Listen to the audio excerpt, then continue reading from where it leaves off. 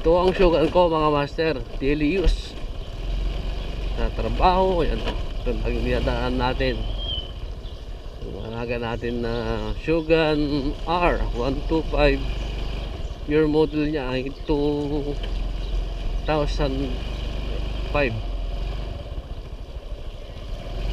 Sir, yung mga dinadaanan niya, no? Tapos lagi natin ginagamit sa endurance. Yan. Yo. Kahit sabihin natin luma itong alaga natin na nasa maintenance yan. Sila minsan yung sa wiring hindi nagkakaluko-luko dahil nga yun, pag nabasa yun, nagkakaroon ng short circuit. Pero hindi naman siya yung malubha. Minsan ang kadalasan na minsan ang sira niya yung yung fuse. Yan, madalas yan.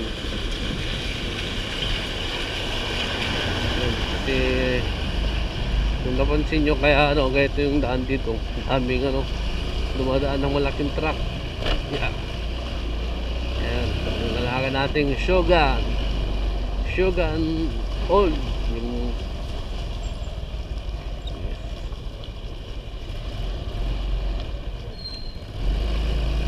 yes sir.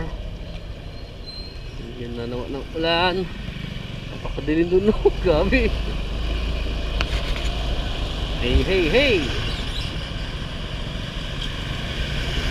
Tapos ang kainahan nito mga master, kapag mabilis ka, may tumalsik sa ilalim. Minsan parang namamatay. Siguro tumatama sa carburetor niya, ay sa spark plug. Ayun ang yan namin. Titignan ko pa. Bibilan natin ng original na pesa para at least kahit saan tayo magbiyahe, di ba? Tingnan mo naman mga daan natin, nakalimutan ko mga chinsel mamaya. Chinsel tayo mga master mamaya para magandang din takbo.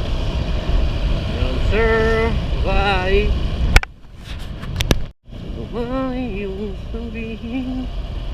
Yan mga master, mga itong daan. Hey. Buti ka mo dun sa sa Dagupan, medyo mataas na.